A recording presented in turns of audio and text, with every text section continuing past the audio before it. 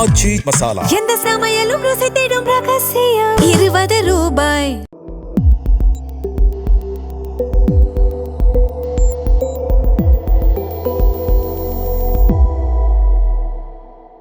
தமிழ் தடம் நேயர்களுக்கு வணக்கம். நம்மோடு உரையாட ஊடகவியலாளர் திரு கேப்ரியல் இணைந்திருக்காங்க. வாங்க பேசலாம். வணக்கம். வணக்கம்.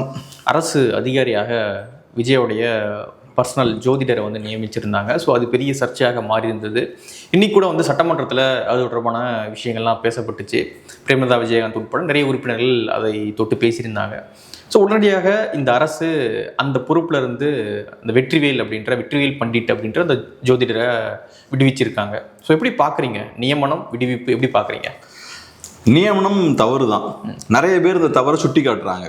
அதுக்கப்புறம் விஜயும் குயிக்காக ரியாக்ட் பண்ணுறாரு. ஸோ அவர் இப்போ பொறுப்பில் இருந்து நீக்கப்பட்டிருக்காரு. இதை நம்ம பாராட்டணும். ஏன்னா சில நேரங்கள் என்ன நடக்கும்னா, அதிகாரத்தில் இருக்கவங்க நாங்கள் தவறு பண்ணிட்டோம் அப்படின்றத ஏற்றுக்க மாட்டாங்க. ஸோ இப்போ நம்ம ரிவர்ஸ் போகிறோம்னா நம்ம தவறு பண்ணிட்டோம் அப்படின்றது எக்ஸ்போஸ் ஆகிடும். அதனால அதை செய்ய மாட்டாங்க. தப்பு பண்ணாலும் இருக்கட்டும், நம்ம ரிவர்ஸ் போன மாதிரி காட்டிக்க வேண்டாம். அப்போ ஏதோ நம்ம வீக்காக இருக்கிற மாதிரியான ஒரு தோற்றத்தை ஏற்படுத்தும். எதிரிகளுக்கு வெற்றியை கொடுத்த மாதிரி ஆகி போயிடும். ஸோ அந்த சூழலை ஏற்படுத்தக்கூடாது. அதனால கேட்காத மாதிரி போய்கிட்டே இருப்போமே அப்படின்னு யோசிப்பாங்க. அந்த வகையில் எடுத்த உடனேயுமே ஒரு சிக்கலில் மாட்டுறாங்க. எல்லாரும் அரசு மேலே அழுத்தம் போடுறாங்க, விமர்சனங்களை வைக்கிறாங்க. உடனே குயிக்காக அந்த விமர்சனத்தை ஏற்றுக்கிட்டு கரெக்டான ஒரு விஷயத்தை பண்ணுறாங்க. அது கண்டிப்பாக நம்ம பாராட்ட வேண்டிய ஒரு விஷயம்தான். இதை நம்ம அப்ரிஷியேட் பண்ணுவோம். ரெண்டாவது இதில் பார்த்தோம்னா இன்னொரு சிக்கலும் இருக்குது. அதையும் நம்ம சொல்ல வேண்டியது. இப்போ ஒரு கவர்மெண்ட் இருக்குன்னு வச்சுப்போம். ஒரு கவர்மெண்ட்டை ரன் பண்ணுறது சாதாரண விஷயமே இல்லை. எந்த அரசாக இருந்தாலும் எல்லா விஷயத்தையும் கரெக்டாக பண்ண முடியாது. ஒரு 10 விஷயம் இருக்குன்னா ஒரு 5-6 விஷயத்தை தான் கரெக்டாக பண்ண முடியும். ஒரு 4-5 விஷயம் தப்பாக தான் நடக்கும். எந்த அரசாக இருந்தாலும் இது நடக்கும். சில விஷயங்களை நீங்கள் எப்படி குட்டிக்கரணை அடித்தாலும் கரெக்டாக பண்ண முடியாது. சில விஷயங்கள் உங்கள் சக்திக்கு அப்பாற்பட்டதாக தான் இருக்கும். இப்போ நம்ம சாதாரணமாக சொல்லிடலாம், டாஸ்மார்க்லாம் மூடுங்கன்னு சொல்லிடலாம். அரசுகளும் டாஸ்மார்க்கை நம்ம மூடுவோம் அப்படின்லாம் உத்தரவாதங்கள்லாம் கொடுப்பாங்க. ஆனால் டாஸ்மார்க்கை மூட முடியாது இவங்கனால. ஏன் மூட முடியாதுன்னா, ஏகப்பட்ட இலவசங்களை ஒரு சைடு அறிவிக்கிறாங்க, இன்னொரு சைடு பெரிய கடன் சுமை இருக்குது, இன்னொரு சைடு வருமானமும் பெருசாக இல்லை. அப்போ தவறான முறையில் பணத்தை திரட்ட வேண்டிய சூழலுக்கு அரசு தள்ளப்படுறாங்க. ஸோ டாஸ்மார்க்கை இவங்க மூட மாட்டாங்க, டாஸ்மார்க்கை சார்ந்து இருக்காங்க. அப்போ டாஸ்மார்க்னு வரும்போது எந்த அரசாக இருந்தாலும் கரெக்டான ஒரு விஷயத்தை அங்கே செய்ய முடியாது. எது கரெக்டோ அதை செய்ய முடியாது. மேபி நாளைக்கு ஒரு நிஜமான ஒரு அரசியல் மாற்றம் நடந்து இலவசங்களெல்லாம் சார்ந்து இல்லாமல் நிஜமான பொருளாதாரத்தை வளர்த்தெடுத்து அப்படி ஒரு முன்னேற்றத்தை கொடுக்கக்கூடிய அரசாக இருந்தால் மேபி அது நடக்கலாம். ஆனால் இங்கே இருக்கக்கூடிய கட்சிகளும் அரசுகளும் அந்த மாதிரியான பெரிய மாற்றத்தெல்லாம் கொண்டு வர திட்டத்தில் இல்லை. ஸோ இவங்களால இந்த விஷயத்த பண்ண முடியாது. ஸோ என்னோட பாயிண்ட் என்னன்னா, ஒரு அரசை பொறுத்தளவில் சில விஷயங்களை அவங்களால கரெக்டாக பண்ண முடியும், சில விஷயங்களை என்ன ஆனாலும் கரெக்டாக பண்ண முடியாது. இந்த லிமிட்டேஷன் எல்லா கவர்மெண்ட்ஸுக்கும் உண்டு. அப்படி இருக்கும்போது உங்கள் சக்திக்கு உட்பட்ட விஷயங்களை கரெக்டாக நீங்கள் பண்ணணும். இந்த தவிர நீங்கள் பண்ணியிருக்க வேண்டிய அவசியமே இல்லை. ஓகே. ஸோ நார்மலாக உங்கள் சக்திக்கு அப்பாற்பட்ட விஷயங்களில் நீங்கள் கோட்டை விடுறீங்கன்னா பரவாயில்ல. அதனால உங்களுக்கு விமர்சனம் வருது, அதனால ஒரு ஆன்டி இன்கம்பன்சி கிரியேட் ஆகுது. ஏன்னா நான் சொன்ன மாதிரி ஏற்கனவே நிறைய சிக்கல்கள் இருக்குது. உங்களால் எல்லாத்தையும் கரெக்டாக பண்ண முடியாது, நிறைய தவறுகளை பண்ணுவீங்க. தவறுகளை பண்ணும்போது ஆன்டி இன்கம்பன்சி பில்ட் ஆகும், உங்களுக்கு எதிரான ஒரு மனநிலையும் பில்ட் ஆகும். ஆனால் இந்த மாதிரியான ஒரு விஷயத்தில் நீங்கள் கோட்டை விடணும்னு அவசியமே கிடையாது. இப்போதான் வந்திருக்காங்க. ஸோ எந்த விஷயம் சீரியஸாக மாறும், எந்த விஷயம் அந்த அளவுக்கு போகாது அப்படின்றதுல புரிஞ்சிக்க கொஞ்சம் டைம் எடுக்குதோ? இருக்கலாம். பெரிய எக்ஸ்பீரியன்ஸ் இருக்காது. கரெக்ட் தான். எல்லாருமே ஃப்ரெஷ் ஃபேஸஸாக இருக்காங்க. விஜய் இந்த ஃபீல்டுக்கு ரொம்ப புதுசு. ஸோ அதனாலையும் இருக்கலாம். பட் என்னோட பாயிண்ட் அதெல்லாம் கரெக்ட், நான் அதெல்லாம் ஏற்றுக்கிறேன். ஸோ இங்கே ஒரு பிரச்சனை நடக்குதுன்னா அதுக்கான காரணம் நீங்கள் சொன்னதாக இருக்கலாம். ஆனால் என்னோட பாயிண்ட் என்னன்னா, சில விஷயங்கள் உங்கள் சக்திக்கு உட்பட்ட விஷயங்களா இருக்கும். அதில் நீங்கள் மிஸ்டேக்கே பண்ணக்கூடாது. அதில் நீங்கள் மிஸ்டேக் பண்ணுறீங்கன்னா அதுவும் உங்களுக்கு தேவையில்லாத ஒரு நெகட்டிவ் பப்ளிசிட்டியை கிரியேட் ஆகும். ஆன்டி இன்கம்பன்சியை கிரியேட் பண்ணுறதுக்கு அதுவும் ஒரு காரணமாக இருக்கும். சில விஷயங்கள் உங்களால் முடியாது, அது ரைட்டு. உங்கள் சக்திக்கு அப்பாற்பட்ட விஷயத்தை என்னால் புரிஞ்சுக்க முடியுது. ஆனால் இங்கே நீங்கள் கோட்டை விடணும்னு அவசியம் கிடையாது. இப்போ நீட் இஷ்யூ வருதுன்னு வச்சுப்போம். உங்களால் போய் டைரெக்டாக போய் மத்திய அரசோட மோத முடியாது. டயலாக்லாம் பேசலாம், அப்படி பண்ணிடுவேன் இப்படி பண்ணிடுவேன்னு. நிஜமாவே போய் மோதணும்னா நீங்கள் ஒரு பீப்புள்ஸ் மூவ்மெண்ட்டாக இருக்கணும், மக்கள் ஆதரவோடு இருக்கக்கூடிய ஒரு அமைப்பாக இருக்கணும். அப்போ நீங்கள் போய் மோதலாம். இங்கே அப்படிலாம் ஒரு கட்சியும் கிடையாது. அப்போ அங்கே நீங்கள் தப்பு தான் பண்ணுவீங்க. அதை உங்களால் கரெக்டாக டீல் பண்ணவே முடியாது. ஆனால் இதை நீங்கள் கரெக்டாக டீல் பண்ணலாம். இங்கே நீங்கள் கோட்டை விடணும்னு அவசியமே கிடையாது. ஸோ எதெல்லாம் என்னால் கரெக்டாக பண்ண முடியுமோ அதை நான் கரெக்டாக பண்ணணும். அங்கே நீங்கள் மிஸ்டேக் பண்ணக்கூடாது. இங்கே வந்து அங்கே தான் மிஸ்டேக் பண்ணுறாங்க. ஸோ பட் எனிவே அவங்க ஒரு பாசிட்டிவான ஒரு ஆட்டிடியூடோடு அதை அப்ரோச் பண்ணுறாங்க, தவிர உடனே சரி பண்ணிக்கிறாங்க. அப்புறம் இன்னொரு விஷயம் என்னன்னா, உங்களுக்கு வந்து ஒரு லீடருக்கு அஸ்ட்ராலஜர்லாம் தேவையில்லை. எதுக்கு ஒரு அஸ்ட்ராலஜரோட தேவைலாம் எதுக்கு? ஃப்யூச்சர் இப்போ அவரை பற்றி நான் சில கட்டுரைகள் படித்தேன். ஒரு ஆங்கில மேகசினில், ஒரு ஆங்கில நாளிதழில் அவரை பற்றி ஒரு கட்டுரை போட்டிருக்காங்க. ஜெயலலிதா அவர்களுடைய ஒரு அசோசியேட் ஆகிருப்பார் போல். ஓகே. அப்புறம் அவங்க என்ன போடுறாங்கன்னா, ஒரு கட்டத்தில் இவர் சில விஷயங்களை கணிக்கிறாரு, கணிச்ச விஷயங்கள் சரியாக நடக்கலை, அதுக்கப்புறம் ஜெயலலிதா அவர்கள் அவரோட இருக்கக்கூடிய அந்த ரிலேஷன்ஷிப்பை முறிச்சுக்கிறாங்க அப்படின்னு சொல்லப்படுது அப்படின்னு இந்த கட்டுரையில் போட்டிருக்காங்க. ஸோ அதனால யாராலையும் ஃப்யூச்சர்லாம் கணிக்க முடியாது. அப்படி நம்ம ஃப்யூச்சர் அவர் கணிக்கணும், இந்த இடத்துல எது கரெக்டான முடிவாக இருக்கும் அப்படின்றத அவர் எடுக்கணும் அப்படின்னா நம்ம எடுக்கக்கூடாது. நம்ம கண்ட்ரோலில் எல்லாமே ஃபுல்லாக இருக்கணும். மேபி நீ பர்சனலாக நீங்கள் அதை வச்சிருக்கலாம். நான் இதை பர்சனலாக தான் சொல்கிறேன். அஃப்கோர்ஸ் நீங்கள் பண்ணவே கூடாதுன்னு நான் சொல்ல, அதுக்கான உரிமை கிடையாது. பட் என்னோட அனுபவத்துலேருந்து நான் பார்த்தது என்னன்னா, யூஸ்வலாக இந்த ஸ்பிரிச்சுவல் குருஸ்லாம் இருக்காங்களே, ஸ்பிரிச்சுவல் லீடர்ஸ், ஸ்பிரிச்சுவல் குருஸ், இவங்கெல்லாம் பார்த்தீங்கன்னா அவங்களுக்கு ஹியூமன் சைக்காலஜி நல்லா தெரியும். ஒருத்தனை மெனிப்புலேட் பண்ணுறது எப்படின்னு நல்லா தெரியும். ஓகே. ஸோ அவங்க வந்து உங்களுக்கு ஆக்சுவலாக எந்த சர்வீஸும் கொடுக்க மாட்டாங்க. உங்களோட நீங்கள் கரெக்டான முடிவு எடுக்கிறதுக்கு உதவுறதோ, கரெக்டாக உங்களை நெக்ஸ்ட் ஸ்டேஜுக்கு கொண்டு போகிறதுக்கெல்லாம் பெருசாக அவங்க யூஸ்ஃபுல்லாக இருக்க மாட்டாங்க. ஆனால் உங்களை நல்லா சந்தோஷமாக வச்சுக்க தெரியும். ஆமாம், உங்களை ஏதோ ஒரு வகையில் சாட்டிஸ்ஃபை பண்ண தெரியும். அவங்களுக்கு உங்களோட வீக்னஸ் என்னன்னு தெரியும், அதை எப்படி கரெக்டாக யூஸ் பண்ணணும்னு தெரியும். அதை நம்ம அலோவ் பண்ணுறதுல எதுவும் பிரோஜனம் இருக்கிறதா எனக்கு தெரியல. அதுவும் சில ஸ்பிரிச்சுவல் குருஸ் இருக்காங்க, அப்புறம் இந்த அஸ்ட்ராலஜர்ஸாக இருக்கலாம், இவங்கெல்லாம் என்ன பண்ணுவாங்கன்னா, அவங்களுக்கு பெரிய மனிதர்களோட மைண்ட் என்னன்னு தெரியும். நம்ம இன்னைக்கு காலைல பேசும்போது ரஸ்புட்டின் பற்றி பேசணும். அவர் ஒரு ஸ்பிரிச்சுவல் பர்சன் தான். ரஸ்புட்டினை பொறுத்தளவில் ஒரு ஒரு ப்ரீச்சர் மாதிரியான ஒரு கேரக்டர். ஸோ அவருக்கு கரெக்டாக ரஷ்யன் எலீட்டை புரிஞ்சுக்க முடியுது, ரஷ்யாவில் இருக்கக்கூடிய மேல்தட்டு மக்களோட மைண்டை புரிஞ்சுக்க முடியுது. எல்லாருக்கும் இன்செக்யூரிட்டிஸ் இருக்கும், சாதாரண சாமானியனுக்கும் இன்செக்யூரிட்டிஸ் இருக்கும், பயங்கள் இருக்கும், வலிகள் இருக்கும், வேதனைகள் இருக்கும். அதே மாதிரி மேலே இருக்கவனுக்கும் அதே மாதிரி இருக்கும். நிறைய நேரம் என்ன ஆகும்னா, மேலே இருக்கவனுக்கு கீழே இருக்கவனை புரிஞ்சுக்க முடியாது, கீழே இருக்கவனுக்கு மேலே இருக்கவனை புரிஞ்சுக்க முடியாது. இவங்கெல்லாம் மக்களோட சைக்காலஜியை நல்லா புரிஞ்ச ஆட்கள். ஸோ அதனால இவங்களுக்கு மற்றவங்களை மேனிப்புலேட் பண்ண தெரியும். ஒருத்தனோட வீக்னஸ் என்ன, ஸ்ட்ரென்த் என்ன, ஒருத்தன் எதை பார்த்து பயப்படுறான், எங்கே வல்னரபிளாக இருக்கான், இதெல்லாம் ஒருத்தனுக்கு புரிஞ்சுக்க முடியுதுன்னா அவனை நீங்கள் யூஸ் பண்ணலாம். இப்போ ஃபார் எக்ஸாம்பிள், இப்போ ஒருத்தனுக்கு வந்து சின்ன வயசுல இருந்தே அப்பாவோட அன்பு இல்லைன்னு வச்சுப்போம். அப்போ கொஞ்சம் அவங்க அப்பா ஸ்தானத்தில் இருக்கவங்கள பார்க்கும்போது அவனுக்கு ஒரு வல்னரபிலிட்டி அங்கே இருக்கும், கொஞ்சம் ஒரு அப்ரிசியேஷன் அங்கேருந்து வருதுன்னு வச்சுப்போமே, அவனுக்கு அது கொஞ்சம் அந்த இடத்துல ஒரு வீக்னஸ் இருக்கும், அவனுக்கு அது அவனுக்கு பிடிக்கும். இந்த மாதிரி ஒவ்வொரு ஆங்கிளையும் அவங்க அப்சர்வ் பண்ணுவாங்க, அப்படின்னே அவங்க உங்களை யூஸ் பண்ண ஆரம்பிப்பாங்க. ஸோ என்னன்னா, எண்ட் ஆஃப் த டே இவங்கனால உங்களுக்கு பெரிய யூஸ் எதுவும் இருக்காது அப்படின்றது என்னோட பர்சனல் வியூ. அஃப்கோர்ஸ் ஆனால் உங்களுக்கு நீங்கள் சொன்ன மாதிரி பர்சனலாக ஒருத்தருக்கு ஒரு அஸ்ட்ராலஜரையோ ஒரு ஸ்பிரிச்சுவல் குருவையோ அணுகணுன்ற விருப்பம் வந்து நீங்கள் பர்சனலாக அணுகிக்கலாம். அதை ஒரு அரசு பதவி கொண்டு வர்றது கரெக்டாக இருக்காது. பட் எனிவே அவங்க கரெக்டாக திருத்திக்கிட்டாங்க. அதுக்கு மேலே பேசுறதுல ஒன்றும் அர்த்தம் இல்லை. நம்ம அந்த ஏரியாவில் இவங்களை பாராட்டணும். ஓகே. அடுத்ததாக பார்த்தீங்கன்னா, சீமான் அவர்கள்கிட்ட இன்னைக்கு ப்ரெஸ் ஒரு கேள்வி கேட்குறாங்க. புதிய கட்சி வந்திருக்காங்க, எப்படி பார்க்குறீங்க அப்படின்னும்பொழுது அவர் ப்ரெஸ்ஸை ஃபர்ஸ்ட்டு டீல் பண்ணதுக்கும் இப்போ டீல் பண்ணுறதுக்கும் வித்தியாசம் வந்து நமக்கு தெரியுது. ஒரு பெருசாக பதில் சொல்லாமல் போயிடுறாரு. ஒரு கோபம் தெரியுது அவருடைய ஸ்பீச்சில்.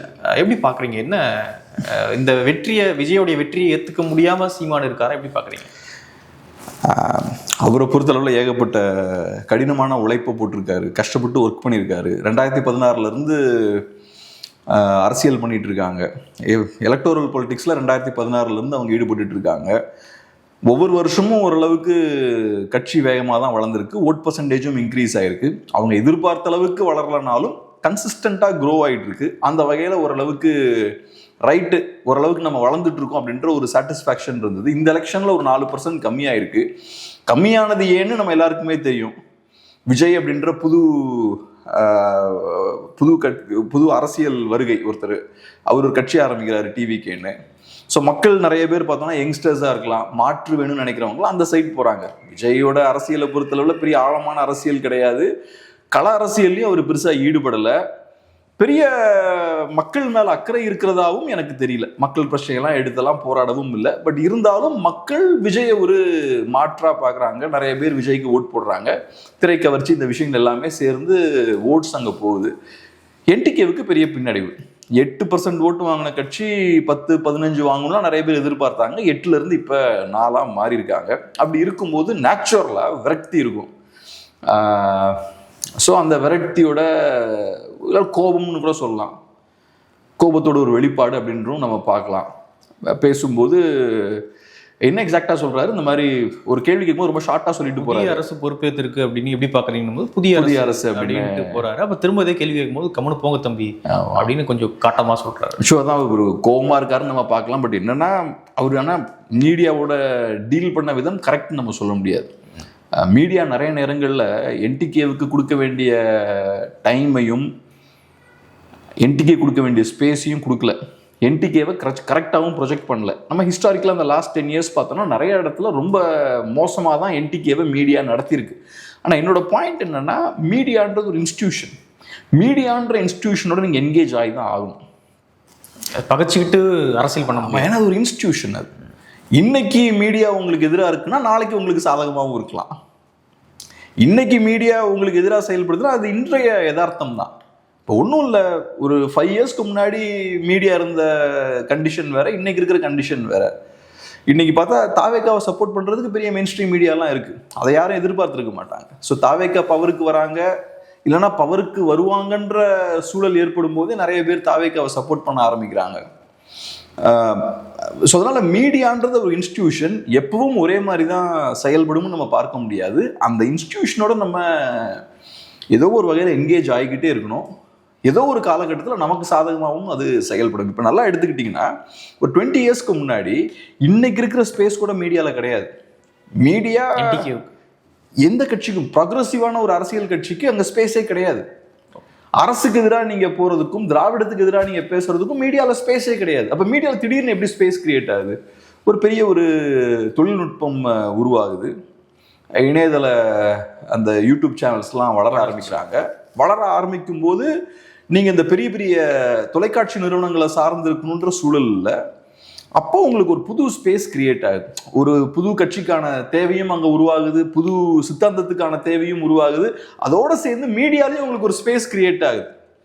100 மக்களை மீடியா ரீச் பண்ணுதுன்னா மெயின் ஸ்ட்ரீம் மீடியா வழியாக ஓகே தமிழ் தேசியத்தை கொண்டு போக முடியாது, ஆனால் இன்டர்நெட் வழியாக கொண்டு போயிடலாம். இன்டர்நெட்டில் பார்த்தோம்னா நிறைய சின்ன சின்ன சேனல்ஸ் இருக்காங்க. ஒவ்வொரு சேனல்லையும் ஒரு தமிழ் தேசியவாதி ஒருத்தர் இருப்பாங்கல்ல, அவன் பார்த்தீங்கன்னா ஏதோ ஒரு வகையில் தமிழ் நேஷனலிசமுக்கு ஒரு ஸ்பேஸ் கொடுப்பான். நான் பிஹைண்ட் வுட்ஸில் வேலை பார்க்கும்போது அதை நான் பார்த்துருக்கேன். எனக்கு ஒரு சின்ன சாஃப்ட் கார்னர் உண்டு. நம்மள மாதிரி நிறைய பேர் அங்கே இருப்பாங்க. வேற சேனலில் ஒர்க் பண்ணும்போது நான் பார்த்துருக்கேன். ஸோ இந்த ஸ்பேஸ் டிவியில் கிடைக்காது. டிவியில் நீங்கள் அங்கே இருக்கிற ஸ்ட்ரக்சரை மீறி, சிஸ்டமை மீறி நீங்கள் இதெல்லாம் பண்ண முடியாது. யூடியூப் சேனலில் அப்படி இப்படி இதெல்லாம் நீங்கள் பண்ணிடலாம். அதுக்கப்புறம் இன்னும் நெக்ஸ்ட் லெவலுக்கு போகுது. தமிழ் தேசியவாதிகள் நிறைய யூடியூப் நிறுவனங்கள்லாம் ஆரம்பிக்கிறாங்க, சேனல்ஸ்லாம் ஆரம்பிக்கிறாங்க. அதுவும் உங்களுக்கு ஒரு ஸ்பேஸை கிரியேட் பண்ணுது. ஆனால் அஃப்கோர்ஸ் மெயின் ஸ்ட்ரீம் மீடியா கொடுக்க வேண்டிய முக்கியத்துவத்தை என்டிகேவுக்கு கொடுக்கல. ஆனாலும் என்னோட பாயிண்ட் என்னன்னா, 2016 இந்த காலகட்டத்துக்கு அப்புறம் மாறுது இல்லை மீடியா லேண்ட்ஸ்கேப்பும்பாங்களா, அந்த சூழலே மாறுது இல்லை. அதே மாதிரி நாளைக்கு ஒரு மாற்றம் வர்றதுக்கான வாய்ப்பெல்லாம் இருக்குது. ஸோ அதனால் மீடியாவோட என்றைக்குமே பாசிட்டிவாக என்கேஜ் ஆகிறது தான் கரெக்டாக இருக்கும். என்ன நேற்று அவங்க சரியாக டீல் பண்ணலனாலும் இன்றைக்கி ஒரு கேள்வி கேட்குறாங்கன்னா கரெக்டாக சொல்லிட்டு போகிறது பெட்டர். இல்லைனா இன்றைக்கி எனக்கு பேச நேரம்லாம் நான் இன்னொரு நாள் பேசிக்கிறேன்னு சொல்கிறது பெட்டர். பட் அவரை பொறுத்தளவில் இவ்வளோ கஷ்டப்பட்டு உழைச்சிருவேன். நான் காரைக்குடியிலலாம் பார்த்தேன், ரொம்ப டஃப்பாக அந்த வெயிலில் சாதாரணமாக நிற்கிறதுலாம் கஷ்டம். அவருக்காக, சீமானவர்களுக்காக பெரிய ஒரு கூட்டமும் அங்கே வந்து வெயிட் பண்ணிட்டு இருந்தது. அதே மாதிரி சீமானவர்கள் அந்த இடத்துக்கு வந்தாலும் சும்மா டாட்டா காட்டிட்டுலாம் போல, நமக்காக கொஞ்சம் பேர் வெயிட் பண்ணிட்டு இருக்காங்கன்னா ஒரு 1 hour நின்று பேசிட்டு போவார். 1 hour இந்த வெயிலில் பேசுறதுலாம் சாதாரண விஷயமே கிடையாது. உடம்பு ஃபுல்லாக லிட்டரலாக நீங்கள் குளிச்ச மாதிரி ஆயிரும், ஃபுல்லாக ஈரமாயிரும், அந்த அளவுக்கு வெயில். ஸோ இவ்வளவு தூரத்துக்கு கடுமையாக வேலை செஞ்சு அப்புறம் தொண்டையெல்லாம் கையெல்லாம் காயமாயிருச்சு. ஆமாம், அதெல்லாம் நம்ம பார்த்தோம். ஸோ அப்படி இருக்கும்போது இவ்வளவு கடினமாக வேலை செய்தும் மக்கள் நமக்கு வாக்கு செலுத்தலையே, அங்கீகாரம் கொடுக்கல. ஆமாம், ஒரு கோவம் குறைச்சிட்டாங்க. ஆமாம், கோவம் தான். ஆமாம். இப்போ இலவசங்களுக்கு எதிராலாம் என்டிகே மட்டும்தான் பேசிச்சு. இன்ஃபேக்ட் எனக்கு இதில் டவுட் இருந்தது. இலவசங்கள் தப்புன்றது நான் 100% அடித்து சொல்லுவேன். ஆனால் எலெக்ஷன் கேம்பெயினில் அதை பேசுறது கரெக்டாக இருக்குமா அப்படின்லாம் எனக்கே ஒரு யோசனை இருந்தது. ஏன்னா எலெக்ஷன் கேம்பெயினை பொறுத்தளவு எல்லா கட்சிகளும் அதை ஆதரிக்கிறாங்க, எல்லா கட்சிகளும் இலவசங்களை அள்ளி வீசுறாங்க, ஏன்னா ஓட்டு கிடைக்குன்ற நம்பிக்கைகளால எல்லாம் பண்றாங்க. அப்ப இந்த அலைக்கு எதிராக போறாங்க. பட் இருந்தாலும் பரவாயில்ல, உண்மையை பேசுவோம் அப்படின்ற ஒரு இடத்துல நின்று அவங்க அரசியல் பண்றாங்க. ஸோ அந்த ஒரு கோபம் இருந்திருக்கும்னு நினைக்கிறேன். பட் என்னை பொறுத்தளவுல மீடியாவோட பாசிட்டிவா இன்ட்ராக்ட் பண்றது எப்பவுமே கரெக்டா இருக்கும். ஓகே, இல்ல அவங்க அக்ரெசிவா வராங்கன்னா அதுக்கேற்ற மாதிரி நம்மளும் ஆனா இன்ட்ராக்ட் பண்ணணும், புறக்கணிக்க முடியாது. ஆமா, அவங்க உங்ககிட்ட விவாதத்துக்கு வராங்கன்னா கூட நம்ம அந்த விவாதத்துக்கு நம்ம போகணும். நம்மளை முறியடிக்கிறதுக்கு தான் அந்த விவாதம் பண்ணுவாங்க. இப்போ எனக்கு ஒன்றும் இல்லை, இப்போ வலதுசாரிகள்லாம் இன்னைக்கு வளர்ந்துருக்காங்கல்ல யூரோப்பில் அமெரிக்காலலாம். ஒரு பாயிண்ட்ல என்ன ஆச்சுன்னா வலதுசாரிகள் வளர்றதை பார்க்குறாங்க. அவங்க வலதுசாரிகளை காலி பண்ணணும் மீடியா முயற்சி பண்ணுது. ஏன்னா மீடியாவில் இருக்கவங்களாம் லிபரல்ஸாக இருக்காங்க. ஸோ இந்த வலதுசாரி சித்தாந்தவாதிகள்லாம் இருப்பாங்க, அவங்களுடைய விவாதத்துக்கு போகிறது, அவங்கள குறுக்கு கேள்விலாம் கேட்டு கிடுக்கு பிடி கேள்விலாம் கேட்டு வளைக்க பார்க்குறது, அதை அவங்க யூஸ் பண்ணாங்க. குறிப்பாக இப்போ ஜோர்டன் பீட்டர்சன்லாம் ஒரு இன்டலெக்சுவல் இருக்கார். அவர் ஓரளவுக்கு ஒரு ரைட் லீனிங் இன்டலெக்சுவல் தான். அப்புறம் டக்ளஸ் முரேன்னு ஒருத்தர் இருக்கார். அது மாதிரி நிறைய பேர் இருக்காங்க. ஜோர்டன் பீட்டர்சன்லாம் பார்த்தீங்கன்னா மீடியாவை சூப்பராக யூஸ் பண்ணார், அட்டி வெளுத்து விட்டுருவார் அவங்கள. அவங்க இவரை டார்கெட் பண்ணுன்னு வராங்கன்னா சோழியை முடிச்சு விட்டுருவார் அவங்கள. பயங்கரமாக இருக்கும் அவர் டிபேட்லாம் பார்த்தீங்கன்னா. ஒரு டிபேட்லாம் பார்த்தீங்கன்னா சேனல் 4ல் ஒரு டிபேட், ஒரு லேடி ஒருத்தங்களை, அந்த டிபேட்லாம் பயங்கர வைரல் அந்த டைமில், ஒரு 6-7 இயர்ஸ்க்கு முன்னாடி. அப்படி அழகாக டிபேட் பண்ணுவார் அவர். ஸோ அது அவங்களுக்கு ஒரு வாய்ப்பை கிரியேட் பண்ணி கொடுத்துச்சு. ஸோ அப்போ வலதுசாரி அந்த மூமெண்ட் அங்கே, வலதுசாரி சித்தாந்தம் அங்கே பவர்ஃபுல் ஆகிட்டு இருக்கு. அப்போ அதை முறியடிக்கிறதுக்கு அங்கே இருக்கக்கூடிய மெயின் ஸ்ட்ரீம் மீடியாலாம் முயற்சி பண்ணுது. இவர் அதை அடித்து உடைக்கிறாருன்னா வலதுசாரிகளுக்கு பயங்கர பூஸ்ட் கிடைக்கும்ல. ஸோ அப்படி கூட யூஸ் பண்ணலாம். அக்ரெசிவாக வராங்கன்னா திருப்பி அக்ரெசிவாக டீல் பண்ணலாம், இல்லை சாஃப்டாக வராங்கன்னா ரைட்டு சாஃப்டாக டீல் பண்ணலாம். ஆனால் ஏதோ ஒரு வகையில் இன்ட்ராக்ட் பண்ணணும். ஏன்னா மீடியான்றது ஒரு இன்ஸ்டிடியூஷன், நேஷனல் மீடியாவோட இன்ட்ராக்ட் பண்ணணும். இந்த தடவை அது நடந்தது, அது எனக்கு ரொம்ப சந்தோஷம். நிறைய நேஷனல் மீடியாவோட என்டிகே இன்ட்ராக்ட் பண்ணாங்க. அதெல்லாம் முடிஞ்ச அளவுக்கு கிடைக்கக்கூடிய வாய்ப்புகளெல்லாம் பயன்படுத்தி மக்கள்கிட்ட செய்தியை கொண்டு போகணும், அது ரொம்ப அவசியம்.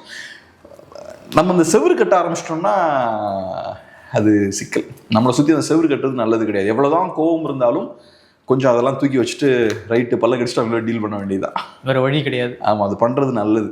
ஏன்னா மெயின் ஸ்ட்ரீம் மீடியா சப்போர்ட் இருந்தால் தான் மெயின் ஸ்ட்ரீம் மக்கள்கிட்ட போய் சேர முடியும். மெயின் ஸ்ட்ரீம் நான் சொல்கிறது வெகுஜன மக்கள்கிட்ட போய் சேர முடியும், இல்லாட்டி போக முடியாது. ஓகே, அடுத்ததாக சி.வி. சண்முகம் இன்னைக்கு கொடுத்த ஒரு ப்ரெஸ் மீட்டு.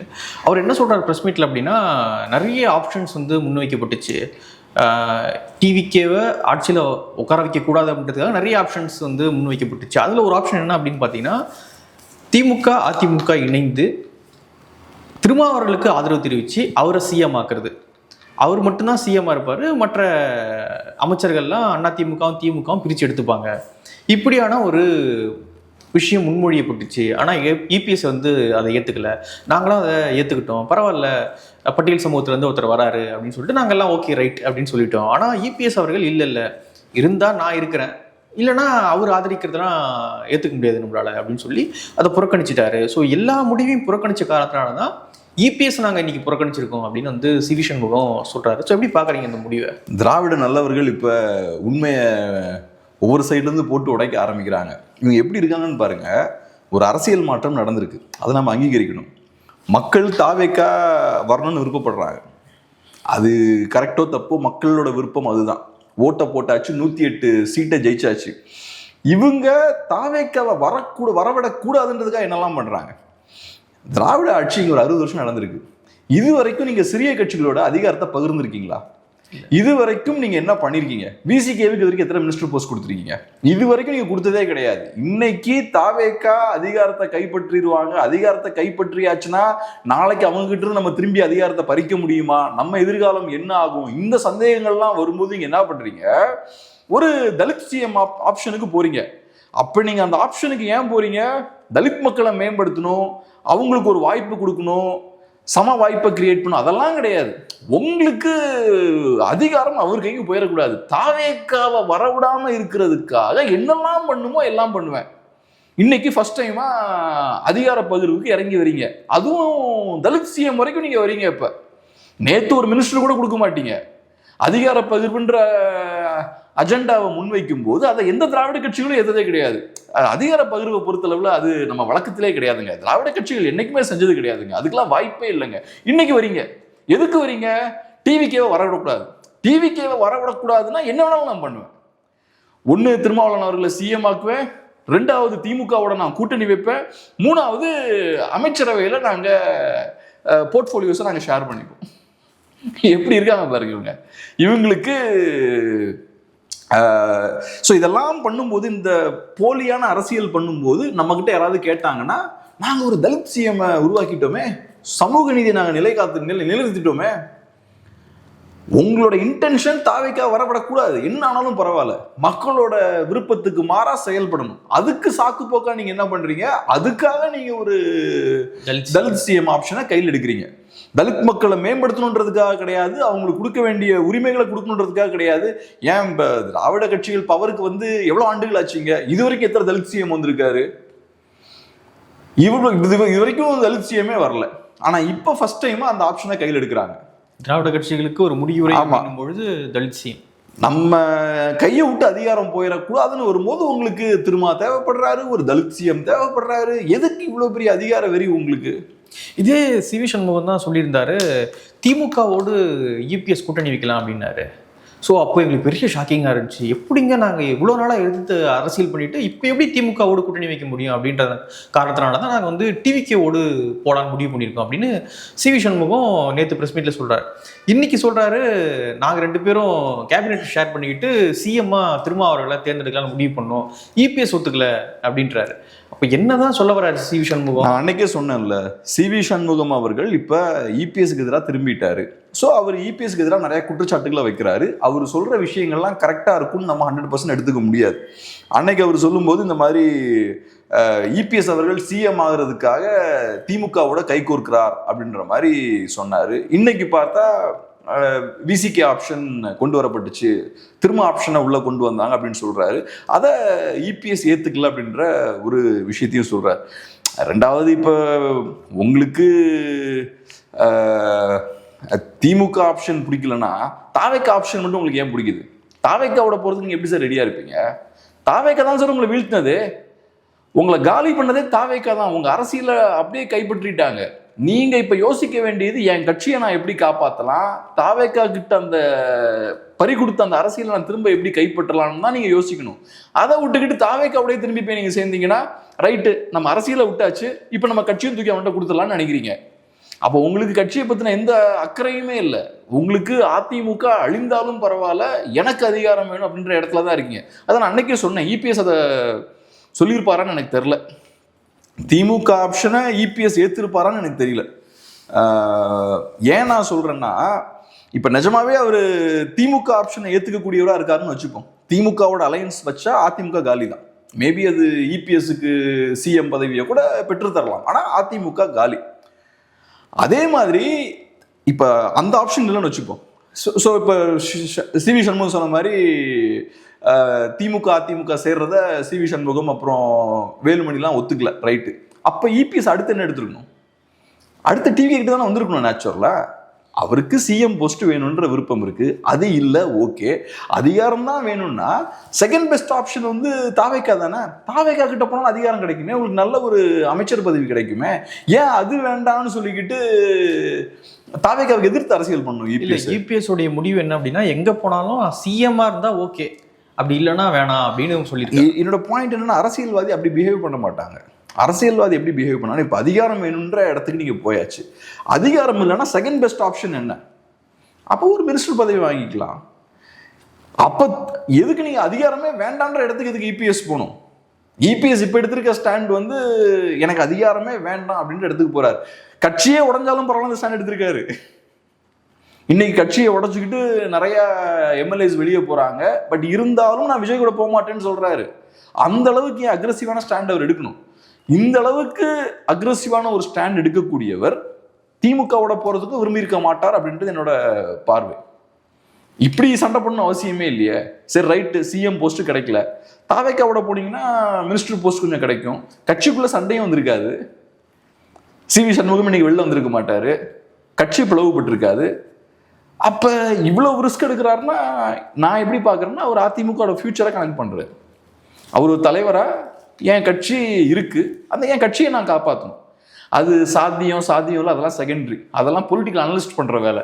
அதிமுகவுக்கு எதிர்காலம் இருக்கிறதா இல்லையா, இனி அதிமுக மீண்டு வருவது கஷ்டம், அதெல்லாம் கேள்வியே கிடையாது. ஒரு கட்சியோட தலைவர்னா வாய்ப்பு இருக்கோ இல்லையோ அந்த கட்சியை காப்பாற்றணும், அதான் தலைவருக்கு வேலை. கட்சியை காப்பாற்றணும்னா தாவேக்கா எதிர்த்து தான் அரசியல் பண்ணணும். ஸோ அந்த ஸ்டாண்ட் எடுத்துட்டாரு. அதே மாதிரி திமுக எதிர்த்தும் அரசியல் பண்ணணும். திமுகவோட போய் சேர்ந்தா முடிஞ்சிருச்சு. அந்த ஸ்டாண்ட் அவர் கரெக்டாக தான் எடுத்திருக்காரு. அதுல ஜெயிப்பாரா, அது கை கொடுக்குமான்னு எனக்கு தெரியல. ஆனா இந்த இடத்துல தாவேக்காவோட நீங்க போனீங்கன்னா அவங்க கட்சி முடிஞ்சுது. போக மாட்டேன்ற ஸ்டாண்ட் எடுத்துட்டாரு. சி.வி. சண்முகம் அவர்கள் பேசுறதும் அவ்வளவு கரெக்டா இல்லை. ரெண்டாவது இவங்க திருமாவளவன் அவர்களை சிஎம் ஆக்கலான்னு யோசிச்சதெல்லாம் ஆப்பர்ச்சுனிசம் வாங்கல்ல, சந்தர்ப்பவாதம். அது உங்க தேவைக்கு நீங்க எல்லாத்தையும் யூஸ் பண்ணிக்கிறீங்க பாருங்க, அது ரொம்ப தவறு. நீங்க இங்க இன்டென்ஷன் ஒரு தலித் முதல்வரா அது கிடையாது. இது வரைக்கும் ஒரு மினிஸ்டர் பதவி கூட நீங்க கொடுத்தது கிடையாதுங்க. நீங்க எவ்வளவு தூரத்துக்கு சுரண்டி இருப்பீங்க விசிகேவை எவ்வளவு நாட்கள் யூஸ் பண்ணீங்க. விசிகே மட்டும் கிடையாது, கம்யூனிஸ்டுகளை யூஸ் பண்ணிருக்கீங்க, மற்ற சிறிய கட்சிகளை யூஸ் பண்ணிருக்கீங்க. அதிகாரத்தை கொஞ்சம் கூட நீங்க பகிர்ந்தது கிடையாது. இன்னைக்கு நீங்க என்ன பண்றீங்க, தலித் சிஎம் அப்படின்ற ஆப்ஷனை கொண்டு வரீங்க. சோ உங்களுக்கு நம்ம ஒரு பெரிய தப்பு பண்றோம்னு தெரியுது. அதை மறைக்கிறதுக்கு நீங்க யாரை யூஸ் பண்றீங்க, விசிகேவையும் திருமாவளவன் அவர்களையும் யூஸ் பண்றீங்க. அந்த அடையாளத்துக்கு பின்னாடி நீங்க போய் ஒளிறீங்க. நாங்க இவ்வளவு பெரிய தப்பு பண்ணாலும் அதன் விளைவா ஒரு முற்போக்கான ஒரு காரியம் நடந்திருக்கு, ஒரு நல்ல விஷயம் நடந்திருக்கு அப்படின்ற ஒரு தோற்றத்தை நீங்க ஏற்படுத்துறீங்க. உங்களோட அந்த சோசியல் ஜஸ்டிஸ் இமேஜை நீங்க காப்பாற்ற முயற்சி பண்றீங்க. ஒரு எக்ஸ்கியூஸை கண்டுபிடிக்கிறீங்க நீங்க. ஸோ நீங்க இதை பண்றதால தலித் மக்களுக்கு ஒரு பிரயோஜனமும் இருக்காது. நாளைக்கு நீங்க பண்ற தப்பு எல்லாத்துக்கும் திருமாவளவன் அவர்கள் பொறுப்பேற்க வேண்டியிருக்கும். கண்டிப்பா. நல்ல வேலை தான் அது நடக்கல. கேபினெட்ல அவர் சொல்றது எதுவும் கேட்க மாட்டீங்க, யாரும் கேட்க, மெஜாரிட்டி உங்களுக்கு இருக்கு, உங்களை நம்பிதான் அவர் இருப்பாரு. நார்மலாவே நீங்க சிறிய கட்சிகளோட குரல் எல்லாம் கேட்கவே மாட்டீங்க.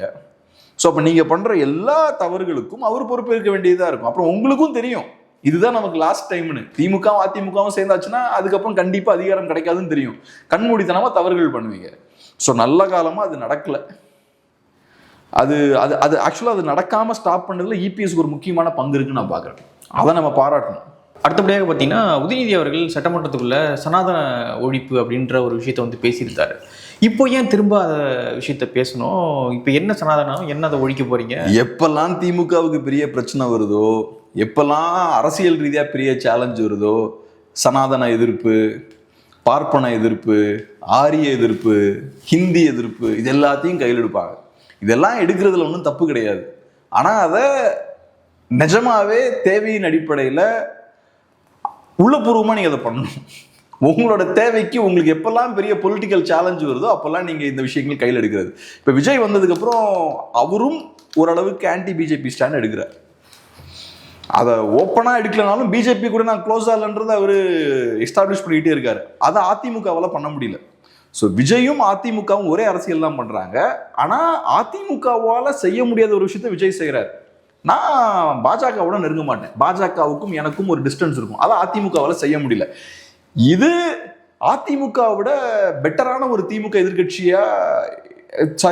எதிர்ப்பு கட்சியா தாவேக்காவை மாத்துது.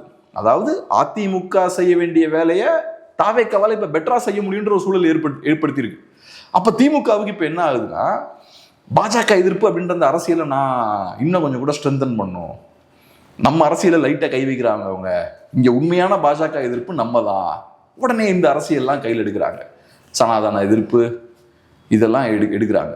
நாங்கள் ஃபண்டமெண்டலாக நாங்கள் பாஜகவுக்கும் இந்தியாவில் இருக்கக்கூடிய அந்த ஒரு நேஷனல் பொலிட்டிக்ஸுக்கும் எதிரான ஆட்கள் அப்படின்றத எஸ்டாப்ளிஷ் பண்ணாங்க. சனாதன எதிர்ப்புன்னு எடுத்துட்டிங்கன்னா காங்கிரஸுக்கும் எதிர் தான், பிஜேபிக்கும் எதிர் தான். நீங்கள் அப்போ இருந்தே பேசித்தானே இருக்காங்க. ஸோ அந்த ஒரு பழைய கோர் ஐடியாலஜிக்கல் ஸ்டாண்டை நீங்கள் எடுக்கிறீங்க. இது வெறுமனே இது ஒரு விதமான ஒரு அட்டென்ஷனும் கொடுக்கும். ஏன்னா உதயநிதி ஸ்டாலின் அவர்கள் அதை ஏற்கனவே ஃபீல் பண்ணிட்டார். ஏற்கனவே அதை கையில் எடுத்தப்ப, இந்த சனாதன எதிர்ப்பை கையில் எடுத்தப்ப பெரிய மீடியா அட்டென்ஷன் அவருக்கு கிடைச்சது. இப்போ அந்த எதிர்ப்பு கிடைக்கும். அந்த அந்த இஷ்யூ நீங்கள் கையில் எடுத்தீங்கன்னா ஒரு எதிர்ப்பு வரும், அது உங்களுக்கு மீடியா அட்டென்ஷனும் கொடுக்கும். கண்டிப்பாக பாஜகக்காரங்க நேஷ்னல் லெவலில் இருக்கக்கூடிய மீடியா இன்ஃப்ளூயன்சஸ் எல்லாம் அவங்களை அட்டாக் பண்ணுவாங்க. அது ஒரு போலரைஸ்டான ஒரு சிச்சுவேஷனை ஏற்படுத்தும். ஸோ அது இன்னைக்கு திமுகவுக்கு தேவையான ஒரு விஷயமா இருக்கு. ஸோ அதனால அவங்க பண்றாங்க. ஆனால் இதெல்லாம் பண்றதை விட கரெக்டான அரசியல் எடுத்து பண்ணால் இன்னும் நல்லா இருக்கும். இப்போ இங்கே நிறைய பிரச்சனை இருக்கு, நீங்கள் எதிர்க்கிறதுக்கு இன்னும் நிறைய பிரச்சனை களத்தில் இருக்கு. நீ அதெல்லாம் விட்டுட்டு சனாதனம் பக்கம் நீங்கள் போக வேண்டாம். பட் இது ட்ரெடிஷ்னலாக திமுக பண்ணுற விஷயம்தான். அவங்களுக்கு எப்பப்பெல்லாம் கிரவுண்டில் அவங்க இருப்பை தக்க வைக்க வேண்டிய தேவை வருதோ, எக்ஸிஸ்டென்ஷியல் த்ரெட் வருதோ இதெல்லாம் கையில் எடுத்துருவாங்க. திராவிடியன் ஃபண்டமெண்டல்ஸ்னு இருக்கும்ல, அதை ஃபுல்லாக கையில் எடுப்பாங்க. இப்போ நீங்கள் சனாதன ஒழிப்பு பேசுகிறீங்க, அதில் காட்டுற தீவிரம் நீங்கள் உங்களுடைய முக்கியமான வாக்குறுதினா நீட் தேர்வு இதில் காட்டியிருக்கலாம். ஆமாம், நேற்று கூட வந்து அதுவும் சனாதன எதிர்ப்பு தானே. நேற்று கூட நீட் தேர்வு வந்து ரத்து செய்யப்பட்டிருக்கு. கிட்டத்தட்ட 22 லட்சத்துக்கும் மேற்பட்ட மாணவர்கள் எழுதியிருந்தாங்க. பேப்பர் வந்து லீக் ஆயிடுச்சு அப்படின்றதுனால ரத்து செய்யப்பட்டிருந்தது. நீங்கள் 5 வருஷமாக ஆட்சி பண்ணீங்க, உங்களால் நீட் தேர்வை ரத்து பண்ண முடியல. கண் எதிர இருக்கு, முடிஞ்சா பண்ண முடியும், ஆனால் அதையே உங்களால் பண்ண முடியாது அப்படின்னும் பொழுது இவ்வளோ பெரிய கோடிக்கணக்கான மக்களுடைய நம்பிக்கையாக ஒரு விஷயம் இருக்கு, அதை நான் ஒழிப்பேன் அப்படின்றது. நீங்கள் என்ன சனாதனம்னு உதயநிதி அவர்கள் சனாதனம்னு என்ன புரிஞ்சுக்கிறான்னு நமக்கு புரிய மாட்டேங்குது. அதான் இப்போ நார்த்ல சனாதனம்னு பார்க்கறது வேற, திராவிடியன் பொலிட்டீஷியன் சனாதனம்னு சொல்றது வேற. ஸோ இவங்க சொல்றது என்னன்னா கேஸ்ட் ஹைரார்கி, அந்த வர்ணாசிர சிஸ்டம் இதெல்லாம் மென்ஷன் பண்ணும்போது சனாதனம் அப்படின்னு பண்றாங்க. அவங்க அதை ஒரு ஸ்பிரிச்சுவல் பிலாசபியா பார்க்குறாங்க நார்த்ல. ஸோ ஒரு பெரிய ஒரு கன்ஃபியூஷன் இருக்கு. ரெண்டாவது, இப்போ இவங்க சொல்ற விஷயம் என்ன, திமுக சொல்றது என்னன்னா பிஜேபி ஒரு சனாதன கட்சி இல்லையா, அதில் ஒன்றும் அவங்களுக்கு மாற்று கருத்தில், அதனால அவங்கள வீழ்த்தணும் அப்படின்றது தான் ஐடியா. அப்படி இருக்கும்போது அந்த கட்சியோட அரசியலை நீங்கள் கடுமையாக எதிர்க்கலாம். நீங்கள் நீட் எதிர்த்தாலே அது ஒரு விதமான சனாதன எதிர்ப்பு தான் உங்கள் பாயிண்ட் ஆஃப் வியூலேருந்து பார்க்கும்போது. இப்போ நீட்டை கொண்டு வராங்க, நீங்கள் என்ன சொல்கிறீங்க, அதனால நிறைய ஏழைகளுக்கெல்லாம் வாய்ப்பு மறுக்கப்படுது, ஆப்பர்ச்சுனிட்டிஸ் கம்மியாகுது, அதனால நம்ம அதை எதிர்க்கணும்னு சொல்கிறீங்க. இப்போ உங்களுக்கு வாய்ப்பு கிடைச்சிருக்கீங்க, எதிர்க்க மாட்டேங்கிறீங்க. இது ஏற்கனவே எதிரோ பண்ணாங்க, நீட் எதிர்ப்பு பேசி தான் பவருக்கே வராங்க. வந்ததுக்கு அப்புறம் நீட் முறைகேடு நடக்குது. நீட் முறைகேடு நடக்கும்போது இந்தியா ஃபுல்லா பத்தி எரியுது, பெரிய பிரச்சனை நடக்குது. திமுக பேசல. நீட்டை ஏத்துக்கக்கூடிய காங்கிரஸ் வந்து ப்ரொடெஸ்ட் பண்றாங்க. அவங்களுக்கு நீட் முறைகேடுல தான் பிரச்சனை, நீட்டோட அவங்களுக்கு பிரச்சனை கிடையாது. அவங்க நீட்டை ஏத்துக்கிறாங்க, ஆனா அவங்க வந்து ப்ரொடெஸ்ட் பண்றாங்க. ராஜஸ்தான்லாம் பார்த்தோம்னா பயங்கரமான போராட்டங்கள்லாம் அங்கே நடக்குது, போலீஸ் எல்லாம் விட்டு அடிச்சு எடுத்து விரட்டுறாங்க. இங்கே பார்த்தா நம்ம ஆளுங்க எதுவுமே நடக்க மாதிரி கப்சுப்னு உட்காந்துருக்காங்க. ஸோ அப்போ இவங்களை பொறுத்தளவில் எல்லாமே பார்த்தீங்கன்னா ஒரு ஸ்டண்ட் காட்டுறதுக்கு தான். இப்போ அவங்களுக்கு பயம் என்னன்னா, இது அவங்க எடுத்து பேசினா நாளைக்கு ஒரு மூமெண்ட்டாக மாறிடுவது. நீட் முறைகேடு நடக்கும்போது ஏன் குவைட்டாக இருக்கிறதுனா, குவைட்டா இல்லாமல் அதை கையில் எடுத்து பேசி அது ஏதாவது பத்திக்கிச்சுன்னா கேள்வியில் இவங்களை நோக்கி திரும்ப சும்மா சவுண்டு கொடுத்துட்டு இருக்க வரைக்கும் பிரச்சனை இல்லை. நான் கொடுக்குற சவுண்டால யாருக்கும் பாதிப்பு இல்லை, எனக்கு அரசியல் லாபம், அது வரைக்கும் பிரச்சனை இல்லை. நீங்க பேசுற பேச்சால கிரவுண்ட்ல நாளைக்கு பெரிய ஒரு அது மக்கள் போராட்டமாவோ இல்லாட்டி ஒரு விவாத பொருளாக மாறுதுன்னு வச்சும்போது அது கூட உங்களுக்கு சிக்கலா இருக்கு. ஸோ அப்ப ஒரு இஷ்யூவை எப்படி யூஸ் பண்ணலான்னு மட்டும்தான் நீங்க பாக்குறீங்களே தவிர அதுக்கு சொல்யூஷன் கொடுக்கணும், அதுக்கு நிஜமான ஒரு நிரந்தர தீர்வு வேணும் அப்படின்றது உங்களுடைய எண்ணமா இல்லை. அதனால இவங்க ரொம்ப கேர்ஃபுல்லா இருக்காங்க. இப்பயும் அதே தான். இப்போ நீட்டுக்கு எதிராக பேசிட்டு இருக்காங்க, அதாவது நீட்ல இருக்கக்கூடிய இந்த சிக்கல்களுக்கு எதிராக பேசிக்கிட்டு இருக்காங்க நார்த்ல. இவங்க கப்பு சுப்புன்னு இருக்காங்க. கேட்டா அறிக்கையை மட்டும் விட்டு, ஆமா நீட்டுக்கு எதிராக ஏங்க பெருசா சண்டை போட மாட்டேங்க கேட்டா என்ன சொல்லுவாங்கன்னா, அது வந்து ஒரு ஆல் இண்டியா லெவல் ப்ராப்ளம்ங்க, நம்ம தனியாக சண்டை போட்டுட்டு இருக்கோங்க அப்படிம்பாங்க. இப்போ நீங்கள் தனியாக சண்டை போடல, மற்ற ஸ்டேட்ஸ்லையும் அதிருப்தி இருக்குல்ல, இந்தியா ஃபுல்லாக மக்கள் கோவத்தில் இருக்காங்கல்ல, இது உங்களுக்கு கிடைக்கிற வாய்ப்பு. நீட் முறைகேடு நடந்தது இல்லை, அப்பயும் இதே மாதிரி தான் சில ஆண்டுகளுக்கு முன்னாடி காங்கிரஸ் பார்ட்டி பேசுறாங்க, டிஎம்சி பேசுறாங்க, எல்லா கட்சியும் பேசுறாங்க. அப்ப நீங்க தனித்து விடப்படலை, இது ஒரு வாய்ப்பு. நீட்டு விலக்குன்னு வரும்போது நீங்க தனித்து விடப்படுறீங்க. இப்ப நீட்ல பிரச்சனை இருக்குன்னு வரும்போது உங்களுக்கு நிறைய ஆட்கள் கூட இருக்காங்க. அப்ப நீங்க அவங்களோட சேர்ந்துல நீங்க அஃபென்ஸ்ல இறங்கணும். அதை பண்ணாம சும்மா அறிக்கை விடுறது, பேசுறது, அதோட நிப்பாட்டக்கூடாது இல்லை. இப்ப நீங்க ஃபுல்லா அக்ரெசிவா பொலிட்டிக்ஸ் பண்ணணும். பட் அதான் இப்ப இதெல்லாம் மறைக்கிறதுக்காக தான் இந்த எக்ஸ்ட்ரீம் ஸ்டாண்ட் எடுக்கிறது, சனாதன எதிர்ப்பு. அதனால எந்த பயனும் இல்லை. நீங்க வந்து பிராக்டிகலா அதை இம்ப்ளிமெண்ட் பண்றீங்களா, அதுவும் கிடையாது. அவங்களுக்கு பயன் இருக்கு, மக்களுக்கு பயன் இல்லை. மக்களுக்கு பயன் இல்லை. மக்களுக்கு பயன் இல்லை. சாதி கட்சிகளை கூட்டு சீட்டு தரீங்க, மத கட்சிகளை கூட்டு சீட்டு தரீங்க, எல்லாம் தான் பண்ணிட்டு இருக்கீங்க. பிராக்டிகலா நீங்க இம்ப்ளிமெண்ட் பண்ணா கூட கிரவுண்ட்ல அது ஒர்க் ஆகும்.